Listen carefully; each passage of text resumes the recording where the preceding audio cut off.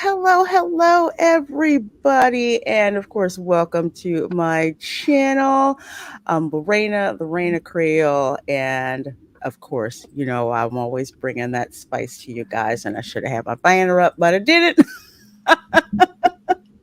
So glad to have you all here. This is a little experiment. I wanted to bring all of my fellow Disners here together to kind of do a little Q&A, bantering about, because for those of you who are planning trips to the parks, this panel is loaded with so much intel to give you to make the best use of your time, the best use of your money, because let's face it, a theme park's objective is to leave you with nothing by the time you leave. They will turn you upside down. Wasn't that in The Simpsons? I forget which one it was, where they left the park and they turned them up, an arm turned them upside down and shook the rest of the money out before before they left. That is the objective of a theme park. A theme park is like a casino.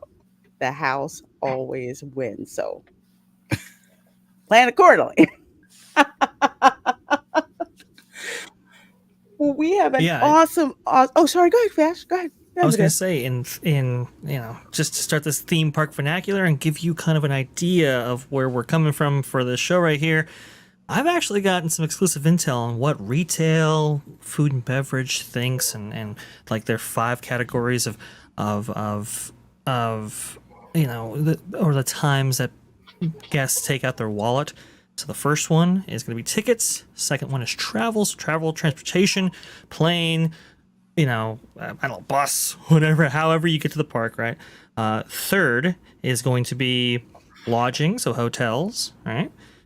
Fourth is going to be dining. Fifth is going to be merchandise. So they're wanting to get you on at least 4 of those. And who knows, maybe they have an airline sometime. No, I doubtful, but they want you to get you on 4. It's like, how can we, maximize, if you want to, save a little bit. Maybe it's on tickets or something and you want to move that over to merch, or maybe you want to save a little bit on dining so that you have money for souvenirs or something. Hopefully we can help you with that. Absolutely. Well, we're going to go around the panel to introduce ourselves to some people who maybe do not know who we are. We're probably thinking, how do you know? So do you really know anything about theme parks? So why don't we go around, say who we are, where you can find us here on the interwebs, and pretty much how much experience we have with particular theme parks. So why don't we go ahead and start with Ron, and we'll go on around the horn. Hello, everyone. Thank you for inviting me on this panel so much, Lauren. I appreciate it. My name is Ron E. Bradley. I'm on the YouTube channel. Follow the Bradley's Fun. It's a family, primarily vlogging channel. I personally also give a lot of other information about theme parks, pop culture news, all of that kind of stuff, and love to always be involved in these panels and these discussions. My expertise, from theme parks. My first major job was at Six Flags St. Louis in the year 1990. I was my senior year of high school, and I was a caricature artist, and I was trained to be a caricature artist out at Six Flags, and went to Millikan University, the college that Jodie Benson graduated from. She was the voice of the Little Mermaid. I was there just a few years after her. I know some personal stories that I can't share on YouTube. So I have been involved with theme parks professionally as a guest and a team member, cast member, employee for many years. I've been in a lot of shows. I was in a show in 1992 called Rhythm Nation at Six Flags. At Silver Dollar City, I was in their 20th anniversary saloon show.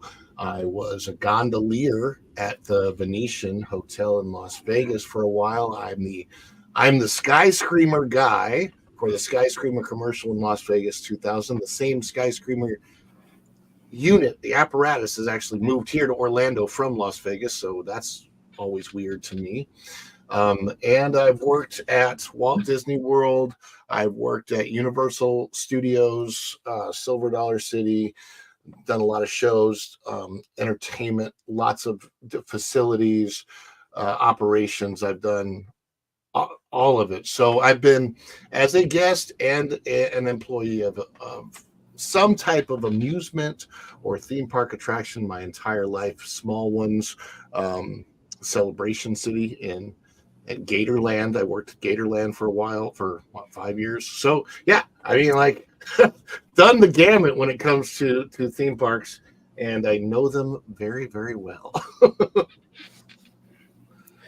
Well, definitely sounds like it. Love running into Ron at the parks. We have a great time, kind of like cross streaming and all that. So I'm so glad he could join us today. Culture, drop Whoa. some knowledge on the people, my dear. Well, I have been a fan of and in and out of theme parks. I can't even begin to tell you how many times. As the Disneyland was my home park that I began visiting even before I was born, apparently, from stories that I'm told.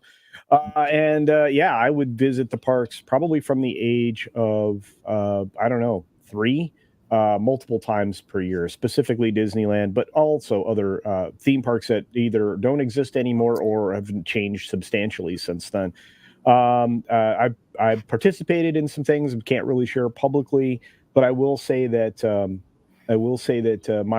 my experience just in the last few years, especially running up to the global crisis we experienced in 2020, there was not a time that I was not in Disney World at least once every 3 to 4 months.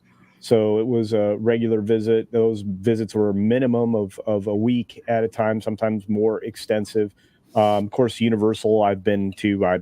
Again, these are numbers I can't count because I'm pretty old. So at 54, it's been a lot of visits, or 53. I'm going to be 54 in November. But as I look at it, the landscape, I gleaned an awful lot of knowledge, and then I endeavored to find out everything I could. Now, fortunately, because of a job that I had previously in my early college years, I ended up having befriended many people who went on to work for the Disney company in lots of positions, including Imagineering and engineering positions in parks and things like that, along with getting to know VPs of individual parks. So there's a lot of other things that I was exposed to because of my connections. But yeah, and I've learned an awful lot, and I've contributed to some visual things that people may have experienced here and there. So yeah, and again, it's amazing what you can find out with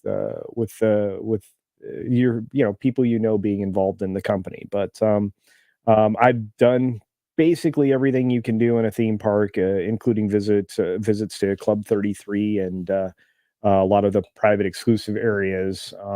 And I probably crossed paths with Vash more times than I could possibly count, even though we didn't know each other at that point in time. So I have to tell you, my love of theme parks has been long and extensive, and I mean, as far as planning goes, that was one of the things I specialized in. I've been a contributor on Disney blogs, and I've been a Disnerd since who knows how long. So, and now I have an opportunity to do even more with that park place. And of course, I've been on a weekly podcast with the amazing Reina Creole talking about theme parks extensively for almost 3 years now. Wow. No, it's been such a long time. I love Uh, it. yeah. I Yeah, love so it. that's it. I could go on and talk about the various attractions that I've seen that no longer exist, but that would be an extensive list as well. Well, I'm so glad to have you here as always, Culture, and new to my channel. I'm so glad to finally get him on my channel. Berry Place 28. Tell Um, us, my dear, about yourself. well, thank you for having me on. I appreciate it. And it's a pleasure to be here. But boy, going back, I've always enjoyed theme parks. My parents, they took us whenever they could afford it and do it. And Disneyland was always kind of special for us because it was that treat once or twice a year that we would get to go to because we lived in Southern California.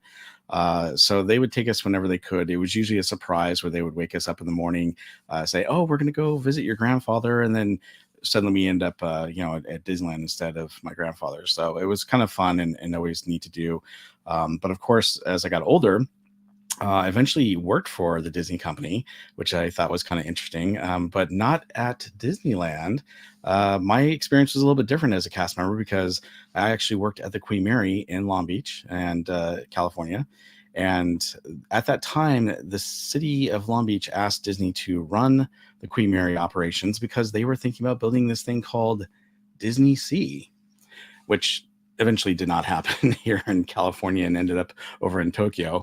But it was kind of cool because I worked in merchandising. I was a tour guide. I did educational tours for schools, and it was a lot of fun because I got to work around the Spruce Goose, which is now up in Oregon, as well as the Queen Mary. So, and being a cast member, I got all the perks of, working for Disney, which was really cool. And one of the rides near and dear to my heart was Splash Mountain, and that opened when I was a cast member. So I got to take my mom to the cast preview, which was a lot of fun. And we rode it like 11 times that night. So that was definitely, one of my favorite rides. But shortly after that, annual passes became a thing, and I became an annual pass holder and held it for many, many, many years. Off and on a little bit up until the pandemic when they let all of them go. And then unfortunately, I did not renew the Magic Key when they came out with it. I decided I was going to hold off for just a little bit. But my daughter, I have a young daughter, and she was like, "Dad, when can we go back to Disneyland?" Especially after, the pandemic and everything. And I was like, "Okay, we are going to go," because unfortunately, as Culture Casino was saying during the pandemic, California was pretty much locked down, so there were no theme parks open. So when we celebrated my birthday back in 2020, we went to Universal Studios and hung out there at Cabana Bay and had a great time. And then we went back to California where we were locked down for ever, it seemed like, for everything. But eventually I was able to get a Magic Key, and shortly after I got my Magic Key, I was already friends with a Theme Park Casual, who unfortunately couldn't make it today. And he was a new theme park streamer who I was watching. And because I was watching him, I got to know Orange Grove 55. I got to know Vash Sky. I got to know Lorena and Culture Casino. So I got to know a lot of you guys, even though you didn't know who I was. And eventually Theme Park Casual was like, "How come you're not streaming in the parks?" I'm like, "Good idea." So in March of 2023, I started streaming, and my first stream was at Knott's Berry Farm. A lot of people wonder what the heck is with my name, Berry Place 28. Well, it's kind of a play on Knott's Berry Farm in Disney. So Walter and Cordelia Knott opened up Knott's Berry Farm. Well, actually, they bought the property in 1927. They opened their first market called Berry Place in 1928. But also, the first Mickey Mouse cartoon was 1928. So, So I've been going to theme parks for quite a bit. I've been streaming at the parks for over a year now, and it's a pleasure working with many of you now. I'm so excited to be here, and I have a lot of info to provide to you. I know that Vash is going to give you some details on the Disney stuff. I'm going to tell you what to do for yourself going to a Disney park. So we'll get into that in a bit. I like that. I like that. I'm so glad, Barry. So glad that you're here with us today. And Vash, let folks know about your background with theme parks. I'll be very quick. I'm Vash Sky here. Been covering theme parks and going into the history of them and going covering them from a journalistic perspective, but also from an investigatorial perspective. Have known cast members all my life. This goes back probably 20 years at this point, so that's about the amount of experience that I have with theme parks. I would say very specialized in Disneyland specifically because, well, it's one of the greatest theme parks of all time in my opinion. But no, just. I'm probably the only one in this panel that hasn't actually lived near a theme park. So that allowed me, so when I wasn't visiting, because I love Disneyland so much, it allowed me to, research it extensively to maximize, obviously, your time and value while at Disneyland, but also to, it allowed me to research the history of it extensively. I couldn't get enough of it because, when you're 400 miles away from it, it's like, well, you can't go every day. So it really did allow me to to broaden my scope in covering it. And hopefully, all my knowledge that I've accumulated in all these years, I can bring it to you right here. When the pandemic actually happened, I wrote just this huge, I think 60 tweet thread on why it should be opened, and that if you follow that along, that's what started my YouTube career in this. So hopefully, whatever I can provide you will help you out extensively. But guys, all of us together here, I think one of us is going to have the answer that somebody seeks, I'm sure. Yeah, absolutely. And if we don't, we'll combine like Voltron and we'll try to figure it out for you. Well, so glad, Jared. So glad. Hello, you're Lion. here. Yes. Ooh, I'm blue lion. I'm blue lion. And With first our of all, powers combined. No. yes, we shall figure it out. I love those toys, man. Those are the Sure. Yep. Well, speaking of the best, there are 46 of you in here. And before I get to my background, you guys have been loading it up with super chats and with gifted memberships. So you know what? We're going to hit those before I give you my background. First of all, we have Scott Westbrook, an amazing longtime friend of the channel, supporter of the channel. Met him and his lovely wife in person last year. So he's gifted 5 Reina Creole memberships. Well, thank you so much for gifting those memberships, folks. Make sure that you are opted in for memberships, because when we have generous people like Scott Westbrook and several others, you have the chance to snag one of those memberships, because with memberships on my channel, you get special impromptu live streams. You will get what I call, or we have collectively called here on the channel, the movie club, where we decide to watch a whole movie together. Yes, together on screen. And as a matter of fact, the next film coming up we're going to do for movie club is actually going to be Spaceballs. So we're going to be watching that, and also helping me get through watching such things like The Acolyte. Yeah. Where we all watch and roast it together, so you guys can benefit from my pain. And of course, I have the best chat in the world, so the zingers you guys come up with, yeah, let me tell you, looking forward to those. Bad News Badger, thank you so much for becoming a member. And in addition to becoming a member, gifted 5 Reina Creole memberships. So make sure, folks, if you're in the chat and you get gifted a membership, please drop a note of thanks to the generous soul who provided that to you. So thank you. I love your avatar, Bad News Badger. That red looks a lot like the Tampa Bay Buccaneers in a way. Gives me Tampa Bay Buccaneers vibes, so I appreciate that. And let's see, Space Dave 2000, thank you so very much for the 5 Canadian super chat. 5 loonies, or 2 toonies and a loony. Thank you so much. So there's more talent on this panel than the entire current day Imagineering team. Hail the Reina, Bash, Culture, Ron, and Barry. Weird. I don't know about talent, but definitely experience.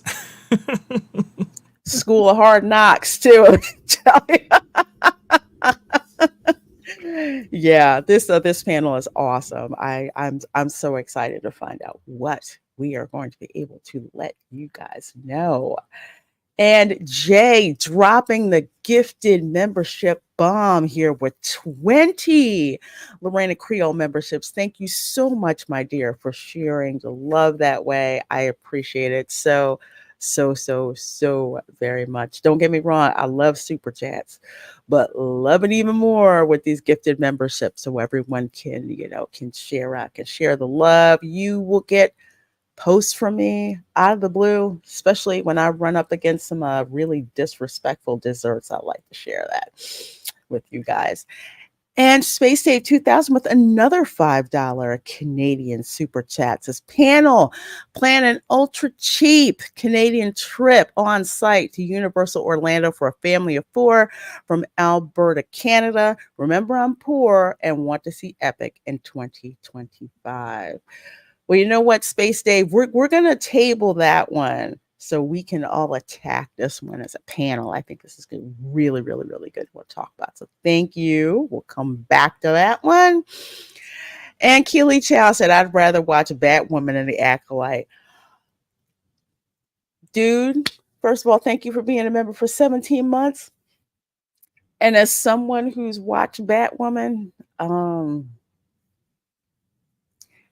don't know. First season Batwoman, definitely, because that was kind of kitschy. After that, I don't know. Maybe that will be my benchmark if I want to go back and watch Batwoman season 2 after watching the Acolyte. But folks, as for myself, I've grown up with theme parks, grown up with Disney before I was even born. My mother and her family lived in very rural Florida, some town called Palatka, which is actually a rest stop on the way to University of Florida in Gainesville. Ron shaking his head. It's like, yeah, I know where it is. They used to watch this show called The Wonderful World of Disney. And when word got out that Walt Disney was going to be building a park in Florida, it was like a gift. They didn't have a whole lot of money, but they could definitely drive to where that park was. So they visited after my parents got married. They visited Walt Disney World, what was Magic Kingdom at the time. My grandparents have been there. My great-grandparents have been there. My sisters and I have been there. My nieces and nephews have been there. 5 generations of my family have visited Walt Disney World. So I've been to Walt Disney World as a kid. I've been to Walt Disney World as a teenager. I've been to Walt Disney World as a college student on spring break. I've been to Walt Disney World with a bunch of nieces and nephews and getting a drink every time I could when I took them to Walt Disney World.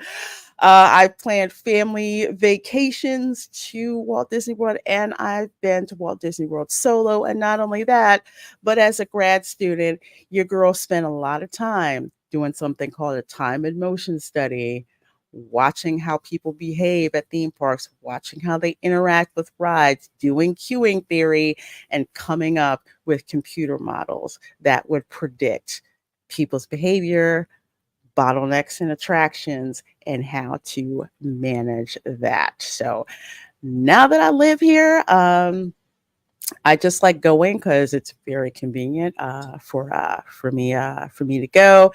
And I used to watch people streaming at the parks when I lived in cold ass Philadelphia. And I'm like, this is great watching what people do. And while I'm watching them, streaming, I'm like, oh, wait, well, there's that thing, there's that thing, there's that thing. That's the best bathroom. So when I started doing live streams, that's why when I do my stroll and chill live streams where I'm no longer the commando, like, let's go, let's go, let's go, let's go. I'm like, oh, there's that over there. You can do this here. Do this here. You can save money here. Skip this gift shop. Go to this gift shop. So that kind of thing. So I love, love, love sharing theme park intel, theme park information. I spend a lot of time on some what I call budget planning boards. That is my thing to do to save people money and save you time and hedge your bets against the gauntlet known as a theme park. And last thing, it's not just Florida theme parks. A theme park that is very, very near and dear to my heart that I grew up with.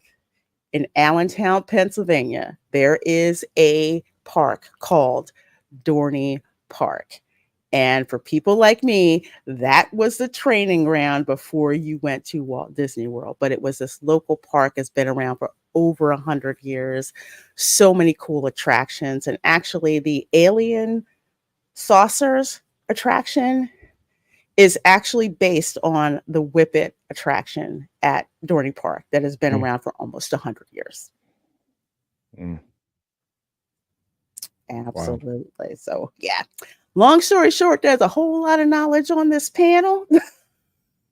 And I'm so glad to have everyone here. So let's see. You guys want to attack Space Dave's super chat question? I think that would be cool. Absolutely. Let's see. Panel plan an ultra cheap Canadian trip on site to Universal Orlando for a family of 4 from Alberta, Canada. Remember, I'm bored and want to see Epic in 2025. Who wants to start here?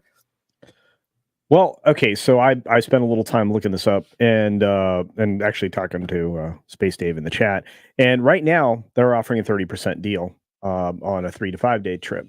And you can even get that with airfare, although I'm not sure if you can do that with Canadian Airlines. But regardless, 30% is nothing to sneeze at. Now, Universal is notorious for doing these packages everywhere, and I suspect that when we get to August, we'll be able to look far enough forward to take a look at Epic.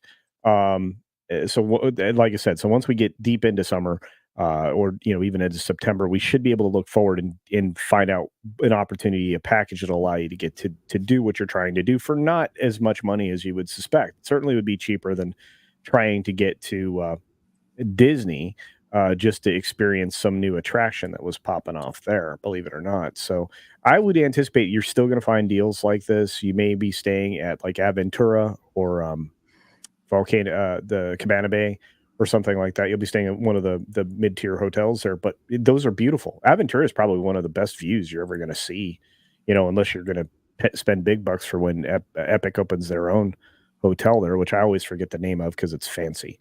But oh my gosh, Helios. Sorry.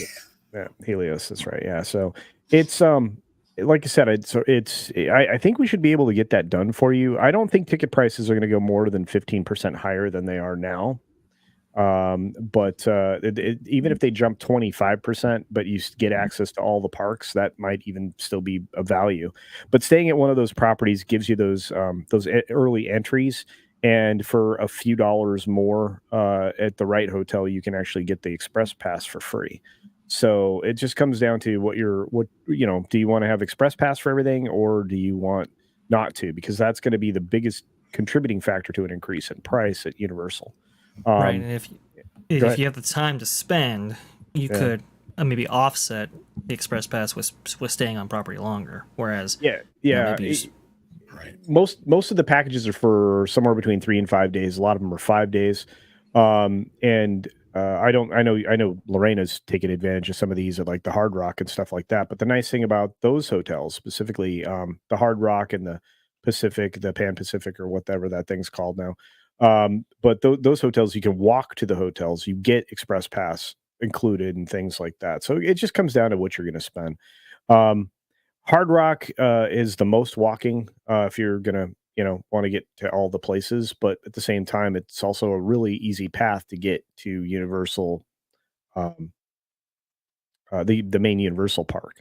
Like I said, those things will be easy to navigate once we get closer. But I think you could absolutely do it right now. That package with the discounts about for a family of 4, 2 adults, 2 kids is I think around $2,900. So I think by the time we get Epic open, it'll probably be closer to like $3,200. So if you just budget and plan, I think that's about where you'll be. Did I say anything wrong? No. I'm just digging. I'm just bringing this up. No worries. Yes. In case people are like, he's talking about it, but can I see? So to agree with culture, definitely. First of all, definitely get on Universal's mailing list. Yes. Because the reason for that is sometimes they will drop you discount codes just for you, specifically just for you with packages and hotels. So he's absolutely right. It's like all of these discounts here. So I'm sorry, my dear. Anything else, Walter? I'm sorry. No, that was it. I just wanted to make sure I wasn't stepping beyond. But yeah, I mean, and here's the weird thing: if you have a VPN, you're going to get offered different deals. Because if you're in the state of Florida, it's going to be a different deal than if you're, states away. So same thing with international stuff. So just keep that in mind. Might be worth checking into a VPN, to find out where you're going to be. So. It's a great point. They're always giving deals out for those European tourists. I know that for sure. And one of the most expensive things that you can incur on one of these is transportation. Whether it's transportation every day or obviously flights and so forth. So staying on property does definitely have its advantages in that regard. Yep.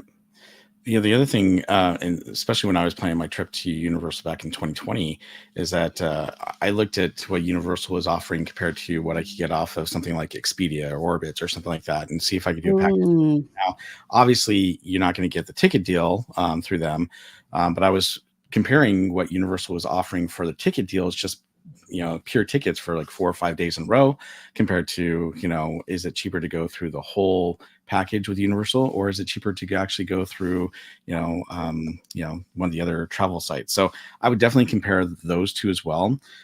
It turns out that I went through Universal because they had the best deal, and they actually messed up.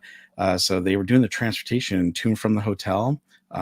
And they just actually discontinued it, and they were only doing it for certain hotels and certain stays. And so I was like, oh, well, you guys already offered this to me. And so they gave it to me. And the long story short, it would have been better for me to go the other direction through one of the other travel sites and do the tickets separately. But because they made this deal for me, you never know what you're going to get. And the person was very nice on the phone with me with customer service. So if you call them up, sometimes just ask them, hey, what deals do you have going on? I see this is happening. This is happening. Is there anything else you can do? And sometimes they do, and they did for me. So it was great. The one thing that I would say about this too is, especially if you're looking to save money and your travel expenses, are you renting a car, or are you going to use public or park provided transportation? Because if you are renting a car, if you're driving in, be very wary of parking fees. I know Sapphire Falls, I believe it was a $54 a day parking fee. They also have resort fees, so you got to be careful to check those out. I was able to get around the parking fee one time when I was visiting a friend of mine who was staying there, simply by eating breakfast at the restaurant. So if you ate, I ate breakfast at the restaurant, the breakfast, my portion of it cost me like $12, but because the entire ticket was over $25, I got the parking for free. So look into things like that. Make sure you're investigating, because there are parking charges, surcharges, resort fees that you want to make sure that you're not paying too much, because there are often ways around paying those fees. Yep. Good point. Something I want to share, because I just thought about it, just hit me, because I've seen these buses rolling around Universal that says Superstar Shuttle, and I'm like, what the heck is this? It's actually Universal's shuttle service from Orlando International Airport to their resorts, and you can book that directly on their website over here. Looks like it's $39 for adults, tax inclusive. That's round trip. Children under 2 are free. Children 3 to 9 is like $36. It's something to keep in mind, especially with the parking fees. But this way, you're not renting a car. If you're flying in, you can go directly from OIA down to the shuttle, and the shuttle will take you to Universal. And Universal didn't have this before, so this is actually a very, very great perk. But also keep in mind that I don't know exactly when in 2025, but the Brightline train is going to be going from Orlando Airport, dropping you off right at Universal. There is going to be a stop where Epic Universe is. So that's a very good point. You can save a lot of money, whether you're going to take an Uber or whether you take the Superstar shuttle. But that's definitely a way also to help you save money. Another thing before I forget, when it comes to saving money for Epic Universe, remember Epic Universe has two hotels that you can actually start to book now that are the value resorts.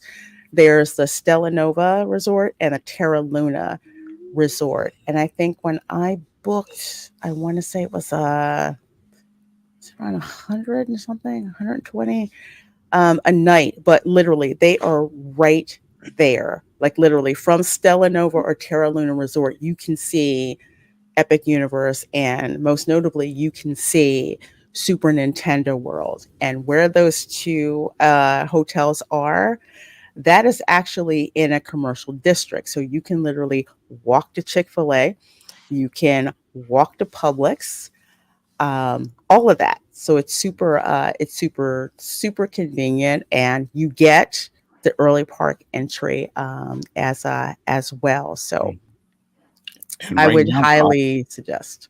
Oh, sorry. sorry, I didn't mean to cut you off there. Yeah, No right now worries. they're offering 30% off if you stay 7 days or nights or longer. So that's the deal they have right now on their website for because it's actually a Lowe's hotel chain. So yeah, Yes. Terra Luna or Stella Nova, definitely check them out, and also see what kind of deals they have on their site, because 30% off is pretty nice. Now, granted, 7 nights or more, that's kind of a long trip, but still, if you're going to be there for a week and you plan on being at Epic Universe, you're probably going to need up to 7 days.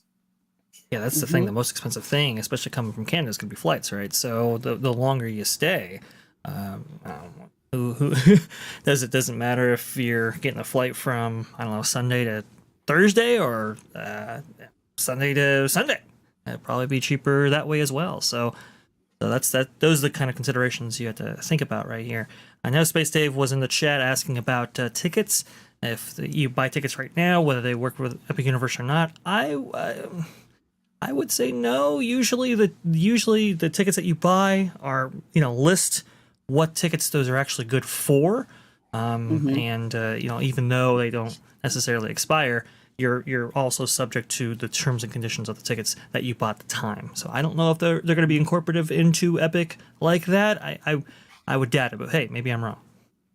I would definitely say if that's one of your concerns, is to maybe just book the hotel. Like do things a la carte, book the hotel, make sure you get the hotel, because the closer it gets to opening date for Epic Universe, they're going to be running specials and everything. So at least you'll have the hotel.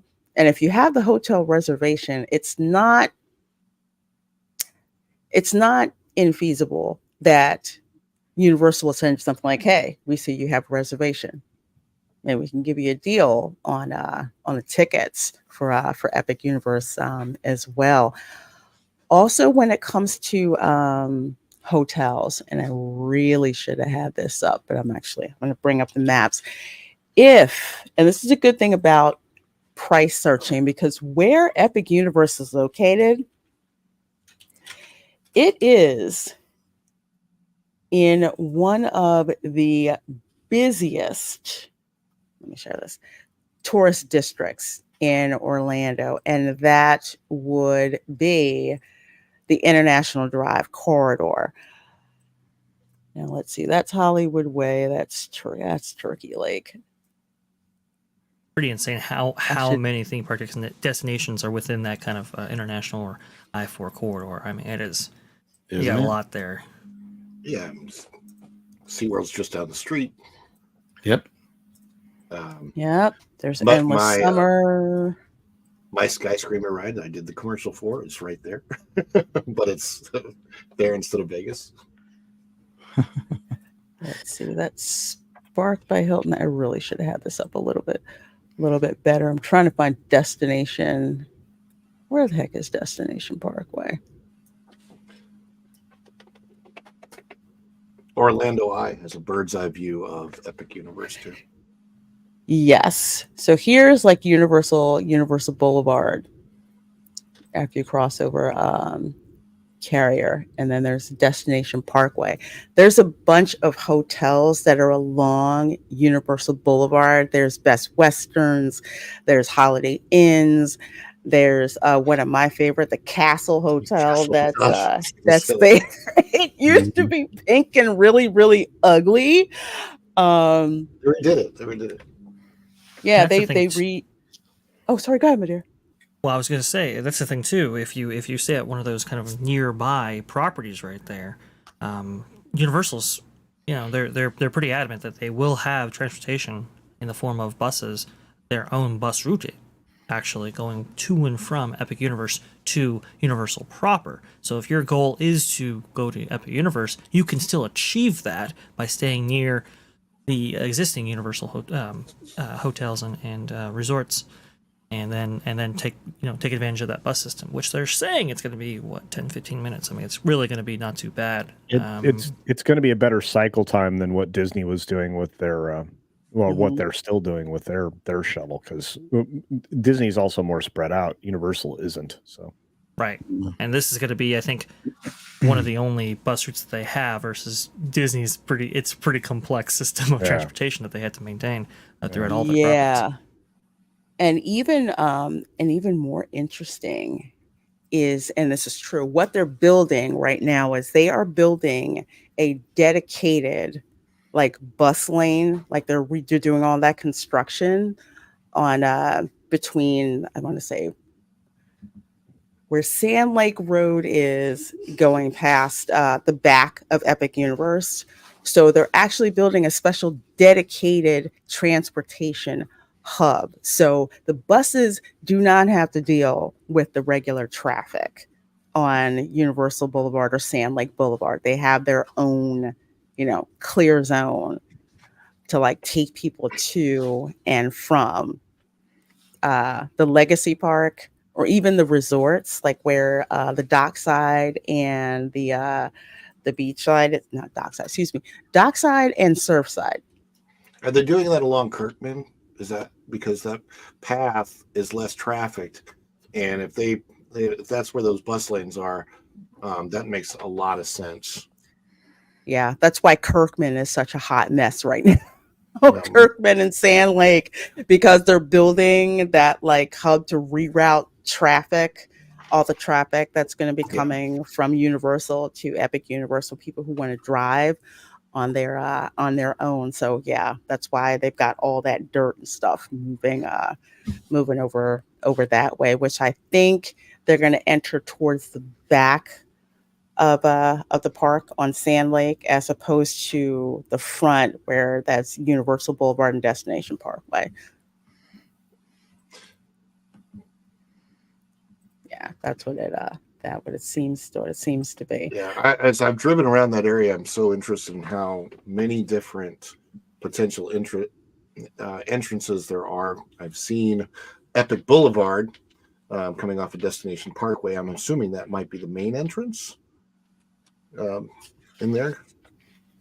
So it's just, when you drive around that area now, if you're local, Lorena knows, there's just so much going on. The thing that I'm also very excited about with Epic Universe coming in is revitalizing International Drive, which unfortunately a lot of that has gone downhill.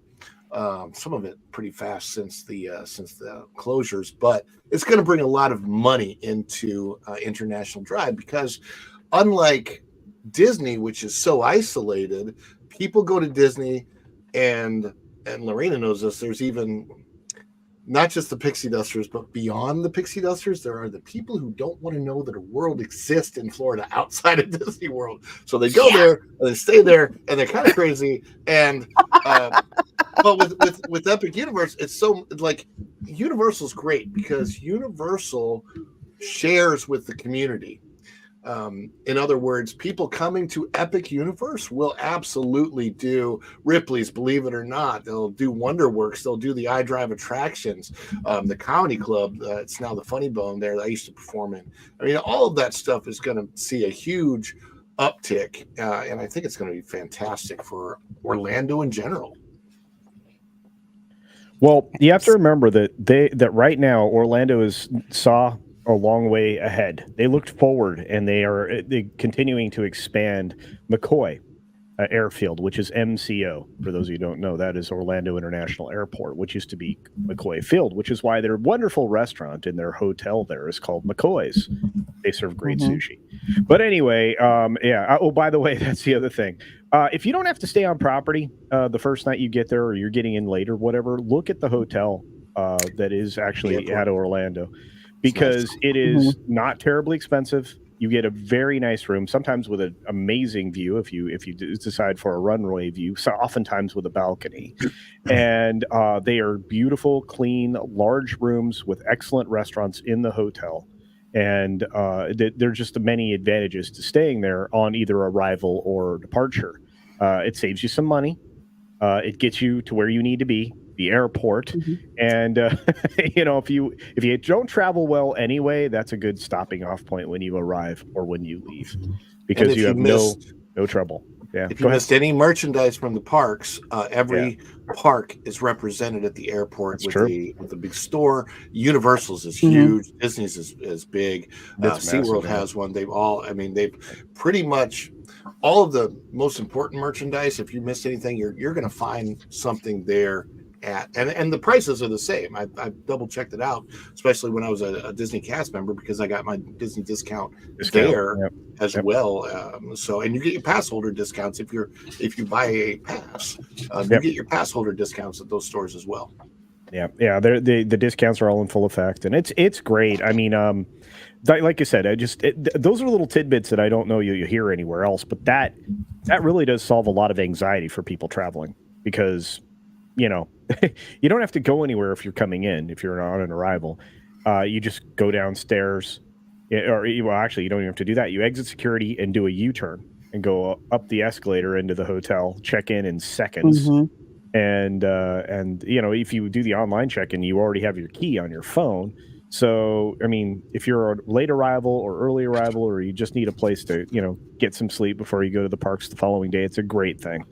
And like I said, it saves you from that hour of travel that you're going to have to take to get to Disney World, because no matter what, it's 45 minutes to an hour, especially depending upon traffic, can be that long, minimum of a half an hour. And if you're going to Universal, you're going to save the 15-20 minutes. It's like I said, it's a one way to take the burden off of a very expensive night if you're not going to make it to a theme park, and just you get up early the next day. If you have a rental car, which the airport's a great place to have a rental car at, you saved yourself a rental car day, a day of rental car rate, by staying there at the hotel. There's a lot of advantages. So anyway, just thoughts. Yeah. So and then Coach comes in and throws the best party in his room that night. That's actually true. Actually true. No, actually, I travel so poorly these days, and now I've got more. Now I have airplane anxiety, which I never thought was possible because of Boeing. Thank you, Boeing.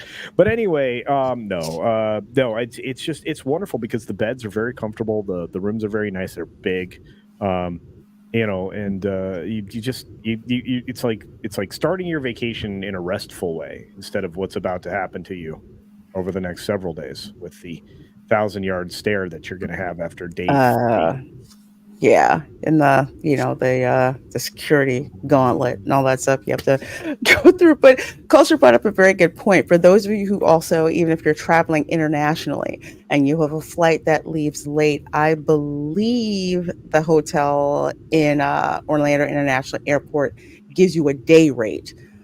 So you can get a room for the day, check in, go to sleep, hang out at the hotel, freshen up and all that before your flight that you have to leave, 6 or 7 o'clock in the evening. So there's that.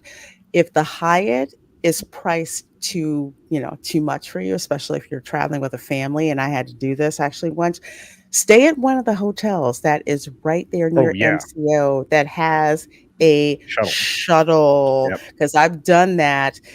Stay at like the Hampton Inn, Embassy Suite, someplace that has a breakfast buffet first thing in the morning. It's perfect. You get off the shuttle, check into your room, crash, get up in the morning, have, your complimentary breakfast, and then take the shuttle back to the airport for wherever it is that you want to go. So, and you can book that hotel usually online. Personally, I like the Hampton Inn because I just like Hampton Inns for the most part. But same deal. You may even be able to get a rate on the likes of the Expedia or Priceline as well from one of the hotels at the There's airport. also a New Hampton Inn right across from Gatorland. Yes, Oh, yes, wow. there is. Okay. I freaking love it.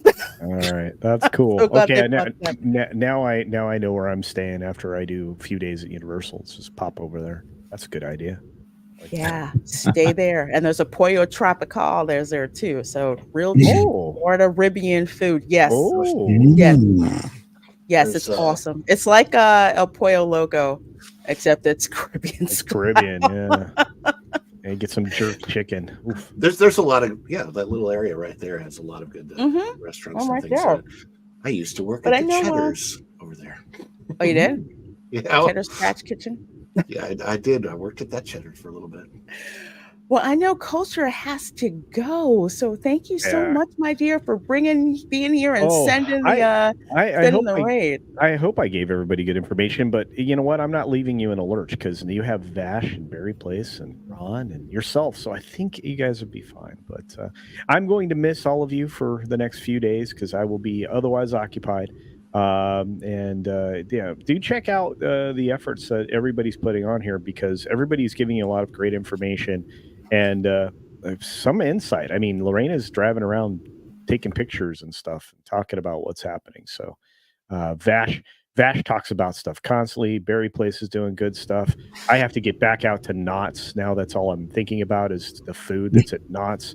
I don't know, but and just follow the Bradley's fun because that's fun. So I'll see you guys later. Have a great day, everybody. Hey, see you, culture. Thanks, culture. Hey, culture.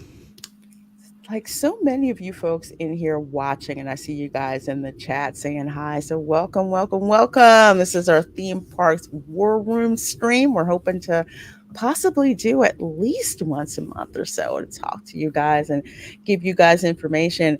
And there is a question here for Disneyland that I'm very excited for Dash and Berry Place to address from Don CK, and I'm laughing at that avatar dude. It's freaking hysterical. Is Disneyland a safe place to visit? Every time I hear things about California on the news, makes me think it isn't. I would say Disneyland's a very, very safe place to visit. Maybe the outskirts in some of the areas, depending on where you stay. But I have some information on that too. I will tell you that security at Disneyland is very on top of things, and they're always, looking. I mean, there are cameras everywhere around that park, including the ride. So nothing really gets by Disney that much. And usually when something happens, and it doesn't happen very often because I'm at the parks at least a couple times a week. If something does come up, usually someone's nearby or cast members nearby to alert security or let them know about it. But I would say it's a very, very safe place to go. I feel safe. I have a younger daughter and I take her all the time. I would say that even depending on where you're going to stay, I know that friends, when they come to Disneyland, and we were kind of talking about Universal over in Florida, but they will literally stay about 5 miles away from the park. And the reason why is because they'll get like an Airbnb, or maybe they'll get a hotel that actually has a kitchenette, and they'll go buy the groceries and they'll have breakfast, or maybe if they decide they're only going to spend half day at the park, go back to their place and have lunch, and then go back to the park again. They'll make lunch at their hotel room because they have that kitchenette.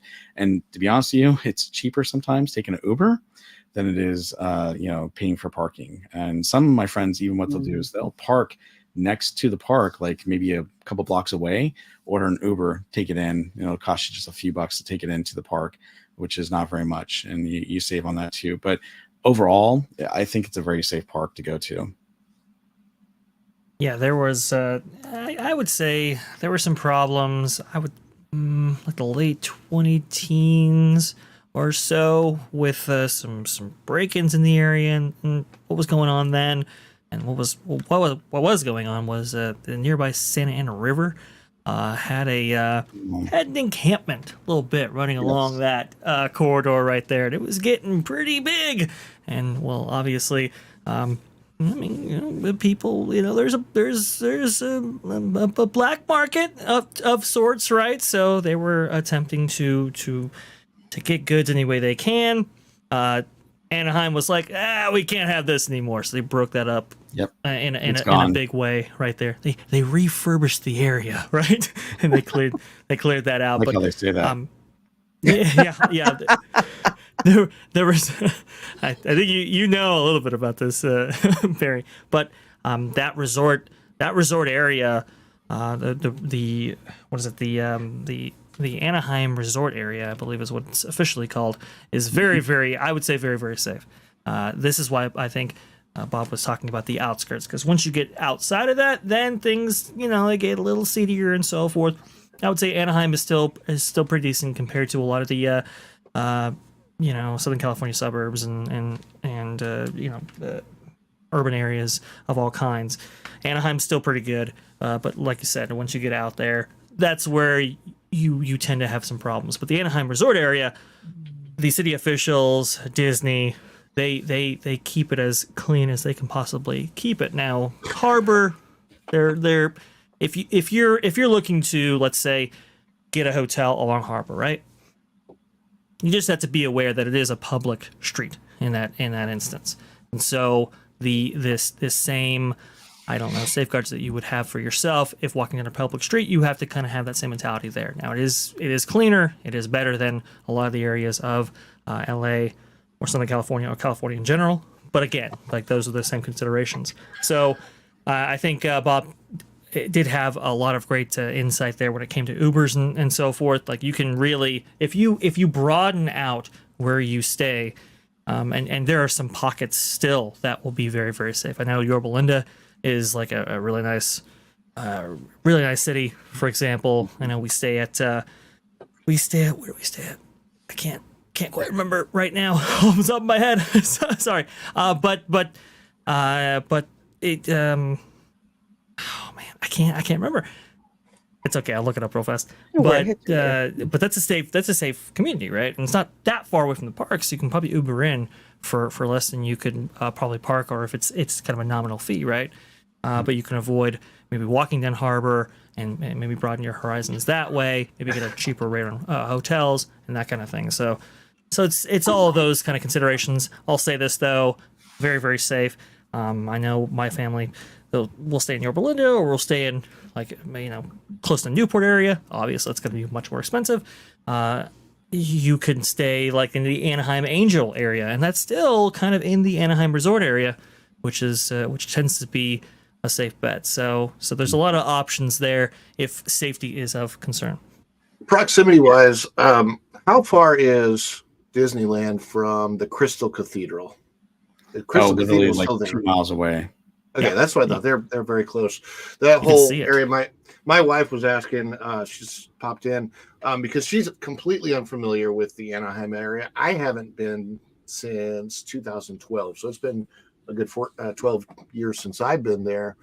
In relationship to how Disney World is so isolated and away from Orlando, how does that look in Anaheim for Disneyland? How different is that from what we have here? That's kind of what she was wanting to know, because I know that it is different. I always compare Disneyland as far as the property to what we have here right now with Universal, as far as two parks adjacent to each other and connected by the mall area, where it's actually even closer at Disneyland, where you have downtown Disney and California Adventure and Disneyland right there. But they face each other. Proximity wise, it's much further from, like, for example, Los Angeles than Disney World is from Orlando. Yeah, it definitely is. I mean, if you're going to fly, I would look at all options. I mean, if you're flying in, you can fly into LAX, but there's also John Wayne, which is SNA.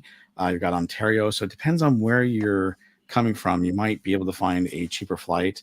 If you're looking to, I can say this, if you're looking to go to Disneyland specifically, I would definitely recommend John Wayne over LAX, because you can do the transportation from LAX to Disneyland, but again, like it's pretty far away, and you're probably going to be coming in at a time when traffic's pretty heavy. So you had to take those things into consideration. I know I did.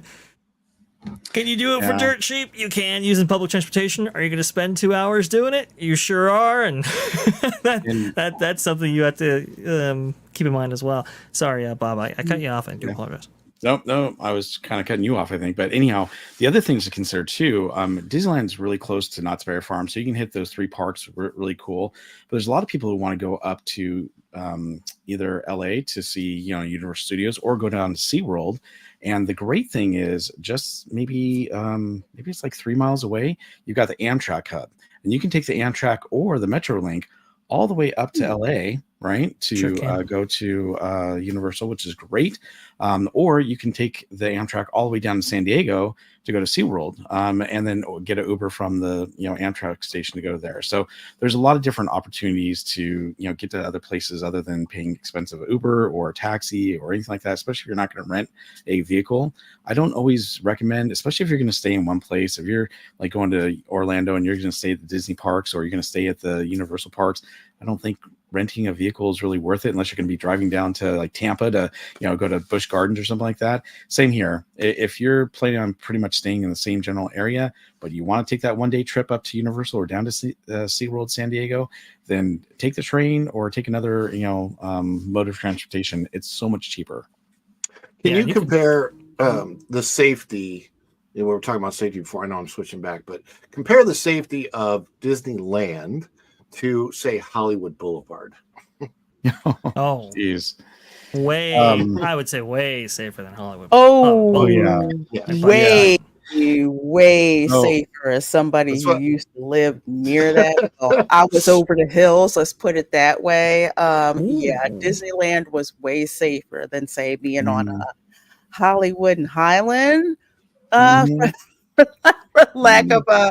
For lack of a better term, security in Anaheim, I felt completely safe when I was there. When I stayed at Anaheim Hilton. Yeah. I know a lot of people that go out that direction, they'll want to see the Walk of Fame. They'll want to see the Grauman's Chinese Theater. And they might kind of get the idea in their head, oh, this is all the same. And I kind of want people to know that, you got to watch yourself when you go certain places. Yeah. Back in the 1980s. I usually say it's my worst. Sorry, go ahead, Lauren. I'm sorry. I was gonna say it's like Times Square with palm trees in it. That is literally what Hollywood Boulevard is like. If I sound a little salty, it's because I used to live near that area, and my dentist lived in that area. I did not like going down there at all. But yeah, usually LAPD seems to be more prevalent in that area because of the tourists. But yeah, Anaheim security is really good. And to kind of go back to something else that you guys were discussing with regards to which airport to fly into, I hate LAX. Okay, I do.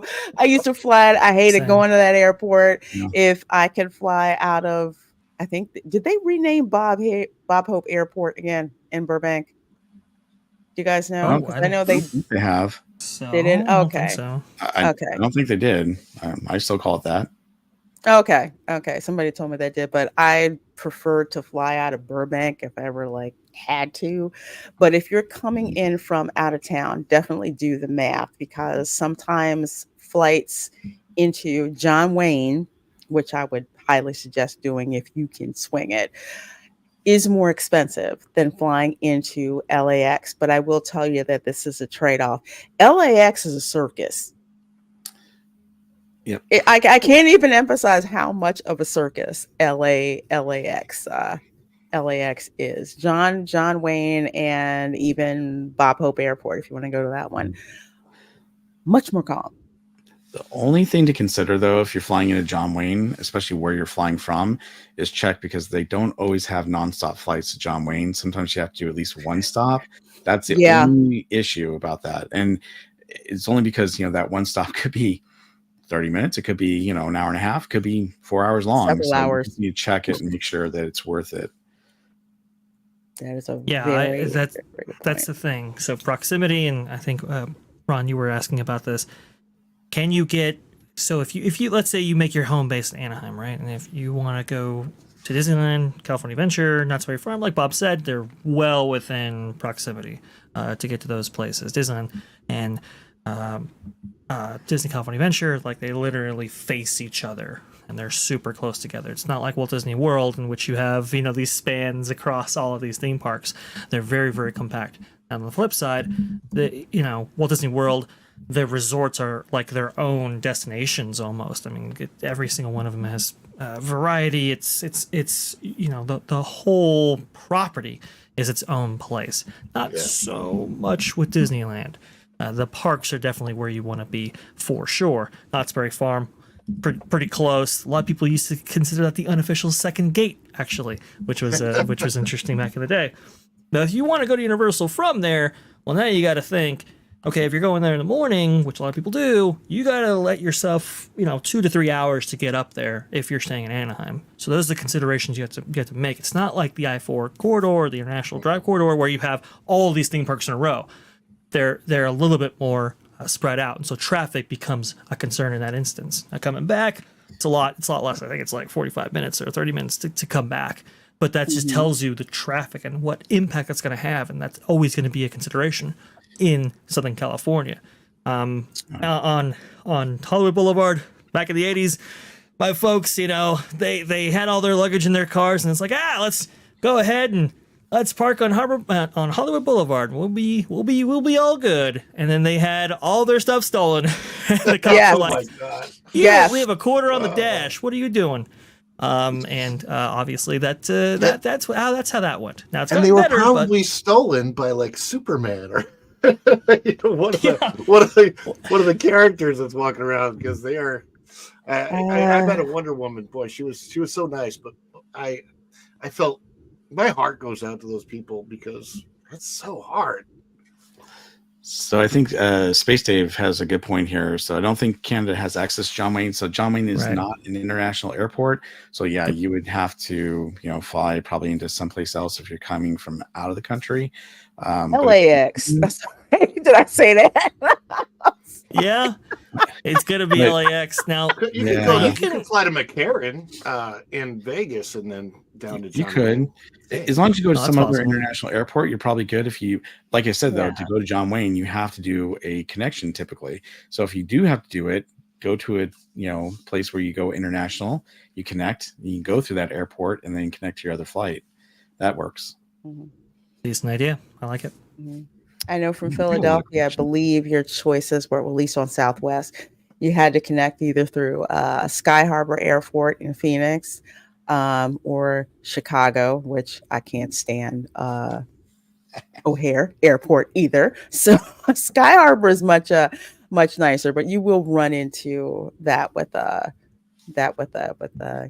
John Wayne. But I like that idea, especially McCarran Airport, because that's in Vegas, man. Enjoy that. Let's see. So there's another one here that popped up for Disneyland before I go through a couple of general comments that have some really, really good information in them. From Palisades Parketeer. Are there still buses from the Disneyland bus area going to San Diego Zoo, SeaWorld, San Diego, and Knott's Berry Farm? Any going to Universal from a hotel that had a pickup area years ago? Well, Vash, you want to start this? Or you want me to start?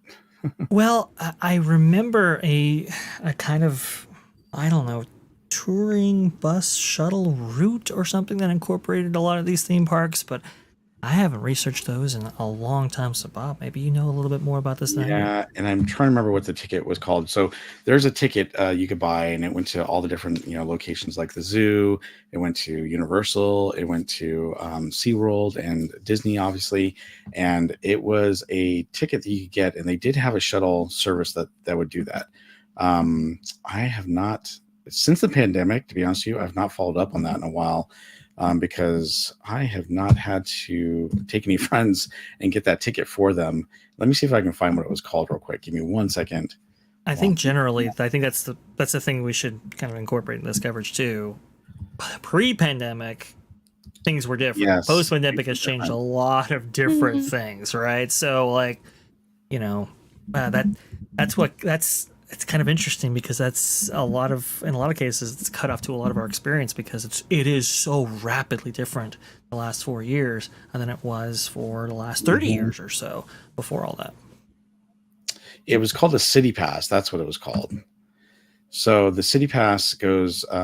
It's an authorized ticket seller that had Disneyland, Universal, SeaWorld, Legoland, San Diego Zoo, and San Diego Safari Park. And you can actually get that pass and do that, but it doesn't look like, what I'm looking at it right now, that they're offering transportation. It's just for the ticket now.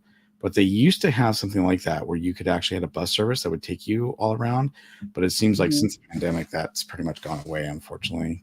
But if I see something, I will definitely bring it up, especially if we do this in the near future again. These meetups. Okay, well, thank you. Can you walk on the Legos for sure? Not at the Lego store.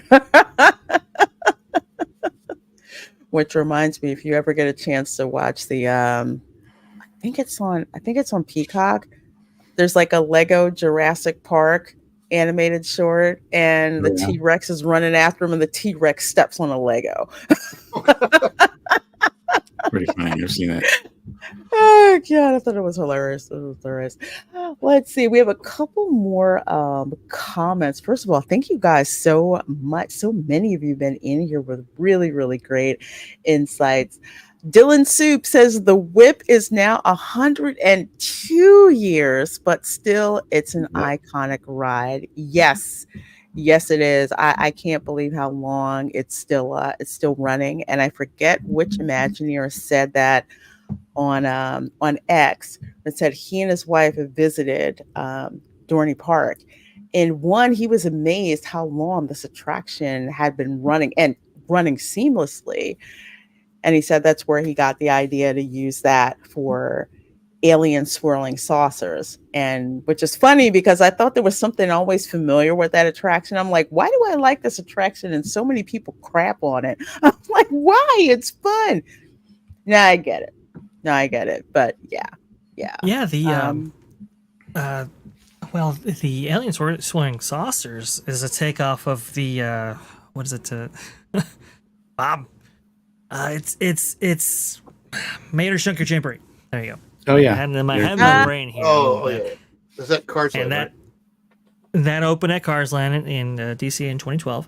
And some of those ideas were adapted because I think Kathy Magnum and so forth, some of the team was moved over to Walt Disney World to help contribute to Toy Story Land and obviously Star Wars Galaxy's Edge and so forth, right?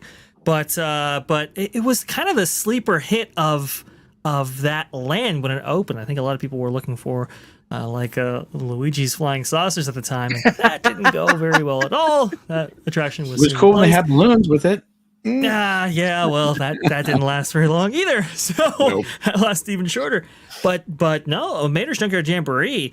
I know aliens swirling saucers and Junkyard Jamboree. They get criticism, but if you've ever ridden them and if you know how to ride them and kind of accelerate the G-forces on those experiences, they can be very, very fun. So don't sweat the small stuff. I'll say that the most on all of you can those. only sweat in Toy Story Land. It's so hot. It's true. That's a fair point. I could thematically change Toy Story Land and improve it in 2 seconds just by saying, Andy put all this stuff in a tent in his backyard. Just cover the whole land with the tent. That's funny. That's great. I'm always gonna have love for alien swirling saucers just because of that throwback memory to Dorney Park. So yeah, I'm always gonna That's be cool. team alien swirling saucers. Let's see. Jared Markham says, "How does Universal keep their ticket prices so reasonable versus Disney?" Well, Thoughts? I don't mind starting this one off.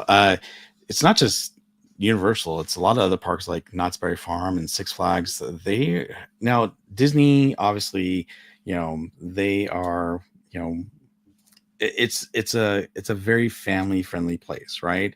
And they have a lot of family friendly rides, but they have been just increasing prices like crazy lately, and they've been doing it for years, not lately, for years. But I think because there's been that demand, and even after the pandemic, it's been a lot of pent up demand for people to get out to theme parks, and not just Disney, but all the other ones. But I think it's just that Iger did come in. He did say, okay, well, every single department is going to raise everything 20% every single year. And they have definitely been doing that for years and years and years where, theme park tickets keep going up. The problem is that people keep going to Disney when they keep raising the prices. And I think that because you have other parks like Universal, Knott's, and whatnot, at least here in Southern California, that are competing, they keep the prices down and lower to try to draw people to come over and visit, so that they're not always just going to the Disney parks for the whole entire trip. But that has actually worked in Universal's favor and some of the other theme parks' favor, because a lot more people, especially with the whole reservation system thing, people were like, I need a reservation. I didn't know that. I travel from where? Okay, well, I guess I'll just go over to Universal instead, or Knott's Berry Farm or SeaWorld or something else and spend my money there. So I think it's just unfortunate that Disney is continuing to do this. And I think it's finally catching up to them, because as you know now, they're selling Magic Keys and people are not renewing them and people are not buying them. And so that's a clue that things are not so great. I think Universal is just a little bit hungrier than Disney. I think Disney is, they are Disney and they know they're Disney, kind of thing, right? So their mentality over the last few years has been, well, people are coming anyway, so why necessarily be really aggressive when it comes to the valuations or bargains or anything like that. Now that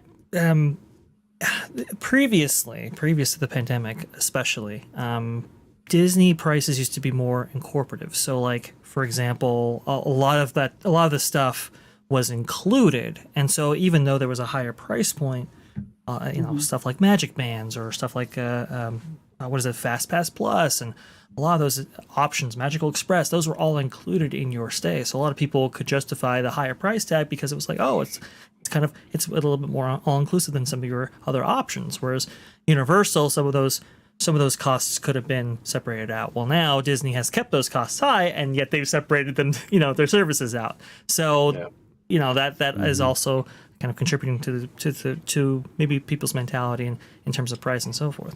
If you watch the Jenny Nicholson video, I think that was one of the biggest things that she pointed out just on the Galactic Star Cruiser experience itself, that you pay $6,000 for two people for 2 nights. And then on top of that, you have the extra charges, you have the alcohol, you have getting to the resort, you have the upcharge if you want to go to the park an extra day, just so much.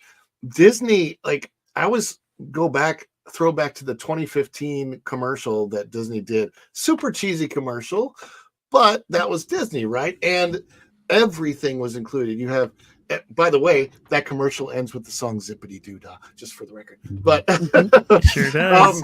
Yeah. So, and when Disney was a Zippity Doo Dah place, everything kind of came with the package, and it was great. It was so easy to get. Your Magic Band was free. Your transportation, or I shouldn't say free, but included. Your transportation from the airport was included. Fast Pass was included. It was free. So tons and tons of upgrades that other parks were nickel and diming for. And now Disney has become I don't know, the godfather of nickel and diming. And I always think, because when I first started working for Disney, it was 2014. And I worked for Disney Vacation Club. So my whole job was to sell the whole idea of buying into Disney, the Disney Vacation Club, where everything you did that, but you have everything. You've got your park tickets, blah, blah, blah. It's all included, right? Mm-hmm. And we would talk about the Disney difference. And let me tell you, that job has changed so much. I talked to some of the people I used to work with when I go to the parks, and just the job itself, the title has changed as well. But they don't talk about the Disney difference anymore. And it's sad. There was the difference was all the inclusive stuff. The difference was the quality that you would get when you stayed at a Disney resort. The difference was the theming, the immersive theming, it's not a Marriott theming that they now seem to be going with everything that they're building.